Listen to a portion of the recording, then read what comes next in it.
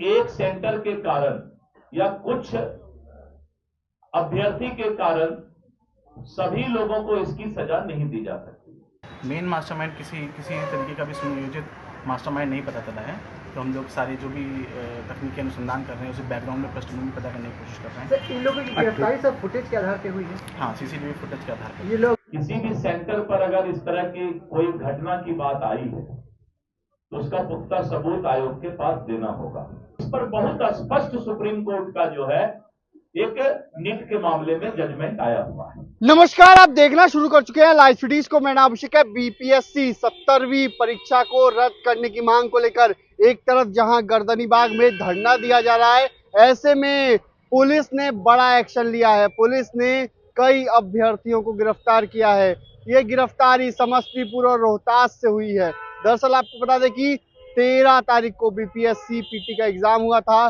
बापू परीक्षा केंद्र पर भी हुआ था। पटना के बापू परीक्षा केंद्र पर किस तरीके से हंगामा हुआ था, उस मामले में सीसीटीवी फुटेज के आधार पर बिहार पुलिस एक्शन ले रही है और 2 गिरफ्तारी की गई है। साथ ही साथ 2 लोगों को हिरासत में लिया गया है। तो कई लोगों को हिरासत में लिया गया है जिनसे पूछताछ चल रही है। साथ ही साथ आपको बता दें कि इस एग्जाम को रद्द करने की मांग को लेकर गर्दनीबाग में किस तरीके से धरना दिया जा रहा है। तमाम जो अभ्यर्थी हैं वो धरने पर बैठे हुए हैं। कई कोचिंग संचालक हैं वो भी धरने पर बैठे हुए हैं। ऐसे में बिहार पुलिस की ओर से साफ साफ कहा है, कुछ लोग भड़काने का प्रयास कर रहे हैं, उन पर एक्शन लिया जा सकता है। उन पर भी षड्यंत्र रचने का आरोप लग रहा है। तो क्या कुछ कह रहे हैं, पहले हम आपको नगर पुलिस अधीक्षक पूर्वी शुभांक मिश्रा का बयान सुनाएंगे। पहले आप वो सुनिए, उसके बाद हम दिलीप जायसवाल, बीजेपी के प्रदेश अध्यक्ष दिलीप जायसवाल और बिहार सरकार के मंत्री हैं, वो क्या कुछ कह रहे हैं बीपीएससी एग्जाम को लेकर। जिस तरीके से तमाम जो बातें कही जा रही हैं वो साफ साफ कह रहे हैं कि बीपीएससी एक स्वतंत्र इकाई है, सबूत मिलेंगे तो वो एक्शन लेगी, कार्रवाई करेगी। तो पहले सुनिए। आज प्रेस कॉन्फ्रेंस कर दिया है, क्या बताते हैं? दिनांक 13 दिसंबर को जो बीपीएससी की परीक्षा प्री की परीक्षा आयोजित की गई थी, उसमें परीक्षा बापू परीक्षा परिसर में जो कुछ स्टूडेंट्स द्वारा हंगामा किया गया था, उसमें आगनकुआं थाने में 14 तारीख को केस रजिस्टर किया गया है। उसमें एसएसपी सर के द्वारा एक टीम गठित करी गई थी, जिसमें लगातार हम लोग तकनीकी अनुसंधान कर रहे थे। उसमें सारे सीसीटीवी कैमरे खंगाले जा रहे थे। बीपीएससी द्वारा भी एक लिस्ट जारी की गई थी, जिसमें हम लोग एक सीसीटीवी कैमरा को देखकर उनको चिन्हित कर रहे थे। उसी क्रम में हम लोगों ने आज दो और गिरफ्तारी करी हैं, एक अश्विनी कुमार और मोहम्मद फयाज दर्शी। इन लोगों को क्लियरली चिन्हित किया गया सीसीटीवी वीडियो में कि वो पेपर को लेकर हॉल से बाहर निकल रहे हैं और बाकी लोगों को भड़का रहे हैं पेपर ना देने के लिए, और अफवाह फैला रहे हैं कि पेपर कैंसिल कर दिया जाएगा। इसके अलावा जो बीपीएससी ने जो लिस्ट दी है उसके संबंध में भी हम लोगों ने दो लोगों से पूछताछ कर रहे हैं और आगे की कार्रवाई कर रहे हैं। इसके अलावा इसकी पृष्ठभूमि में हम लोग ये भी जानने की कोशिश कर रहे हैं कि क्या कोई और आपराधिक षड्यंत्र भी इसमें किया गया था। कुछ कोचिंग संचालकों की भूमिका को भी हम लोग उसमें गहराई से छानबीन कर रहे हैं। 18 तारीख से गर्दनीबाग थाना अंतर्गत भी धरना प्रदर्शन किया जा रहा है।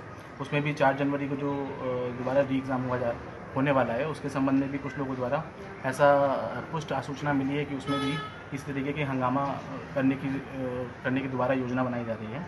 तो हम लोग इस केस के अनुसंधान में उन चीज़ों की भी पुष्टि के लिए और इसमें भी कुछ सूचना संकलन कर रहे हैं और अनुसंधान कर रहे हैं कि उसमें विभिन्न कोचिंग संचालकों की क्या भूमिका है। मेन मास्टरमाइंड क्या पता चला सर, इतने दिनों से अभी तक क्या चल रहा है? मेन मास्टरमाइंड किसी तरीके का भी सुनियोजित मास्टरमाइंड नहीं पता चला है, तो हम लोग सारे जो भी तकनीकी अनुसंधान कर रहे हैं उसे बैकग्राउंड में पृष्ठभूमि पता करने की कोशिश कर रहे हैं। सर, इन लोगों की गिरफ्तारी सब फुटेज के आधार पर हुई है? हाँ, सीसीटीवी फुटेज के आधार पर। ये लोग परीक्षार्थी हैं? हाँ, परीक्षार्थी हैं। एडमिट कार्ड मिला इनके पास? हाँ, एडमिट कार्ड है।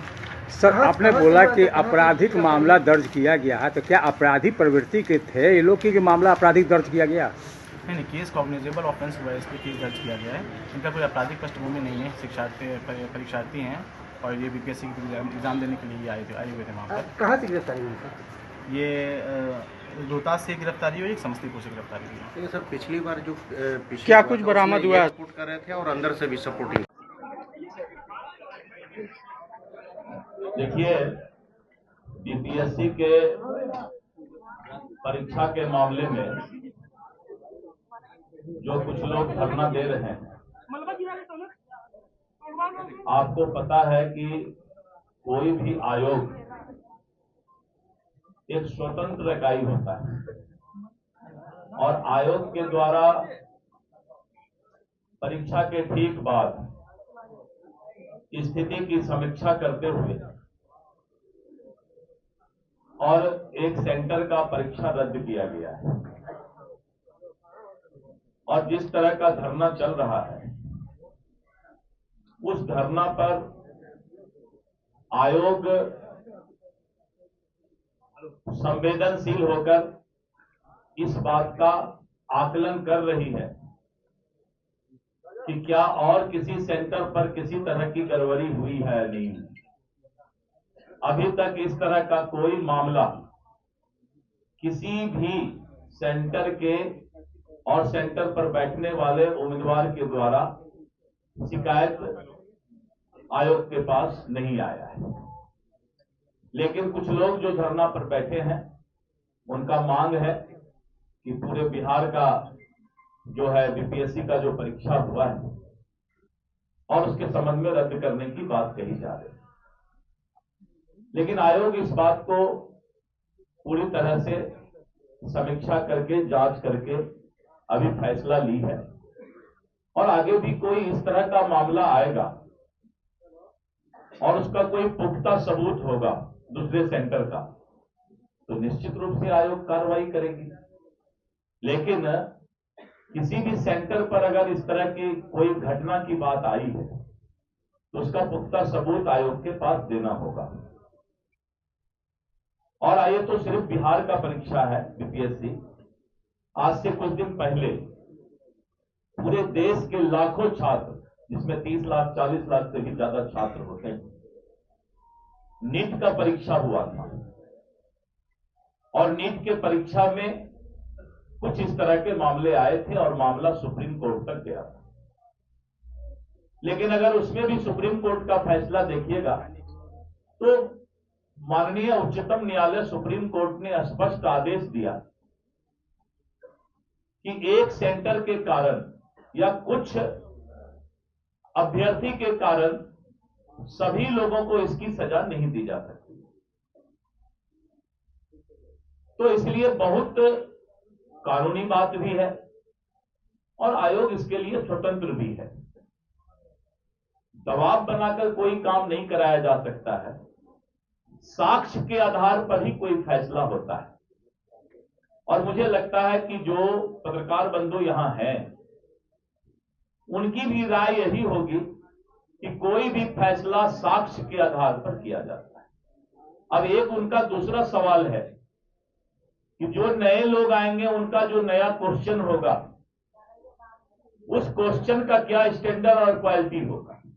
इस बात को भी माननीय उच्चतम न्यायालय ने नीट के मामले में स्पष्ट कर दिया है।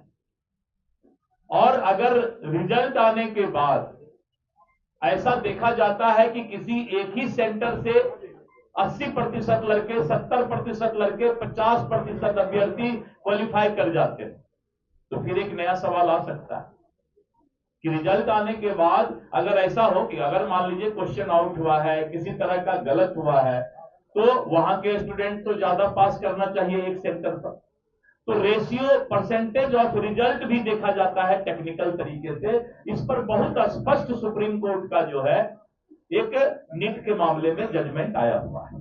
इसीलिए आयोग स्वतंत्र इकाई है, संवेदनशील है, हर चीज पर नजर रखा है और अभी ही नहीं, रिजल्ट तक भी इस पर जो है बहुत सारा फैसला हो सकता है अगर इसमें कोई डिस्क्रिमिनेशन नजर आता है तो। नहीं, देखिए, आप आयोग तो कहेगी पहला फैसला। मेरा ये कहना है कि आयोग ने स्पष्ट कर दिया कि प्रथम दृष्टया में हमने जो गलती पाया वहां का हमने फैसला ले लिया, आगे किसी तरह का कोई जो है निर्णय नहीं होगा। लेकिन मैं तो इससे और पीछे जाकर के आपको माननीय उच्चतम न्यायालय के बारे में बताया कि इस तरह के मामला जब आते हैं तो उस पर जो है कानूनन राय भी बहुत स्पष्ट है। तो आपने सुना कि नगर पुलिस अधीक्षक पूर्वी ने क्या कुछ कहा है, साथ ही साथ जो बीजेपी के प्रदेश अध्यक्ष हैं और बिहार सरकार में मंत्री हैं दिलीप जायसवाल, उन्होंने क्या कुछ कहा है। कई अभ्यर्थियों की गिरफ्तारी भी हुई है, तो बड़ा एक्शन देखने को मिल रहा है। वहीं भड़काने वाले जो शिक्षक हैं वो भी नप जाएंगे। कई शिक्षक पर एक्शन लेने की तैयारी में बिहार पुलिस जुटी हुई है, क्योंकि आयोग की छवि को भी खराब किया जा रहा है, इसलिए पूरे मामले में एक्शन लिया जा रहा है। अब देखना होगा, छात्रों की मांग है, छात्र कह रहे हैं साफ साफ गड़बड़ी हुई है, एक्शन होना चाहिए। ऐसे में दिलीप जायसवाल साफ साफ कह रहे हैं सबूत दीजिए, सबूत मिलेगा तभी तो आयोग एक्शन लेगा। नीट की परीक्षा में किस तरीके से हुआ, उन्होंने उस बातों को बताया है, सुप्रीम कोर्ट ने क्या फैसला लिया, उन्होंने सारी बातों को, तथ्य को बताया है। तो बने रहिए लाइव वीडियोस के साथ, हमारे यूट्यूब चैनल को सब्सक्राइब करिए, फेसबुक को लाइक करिए। धन्यवाद।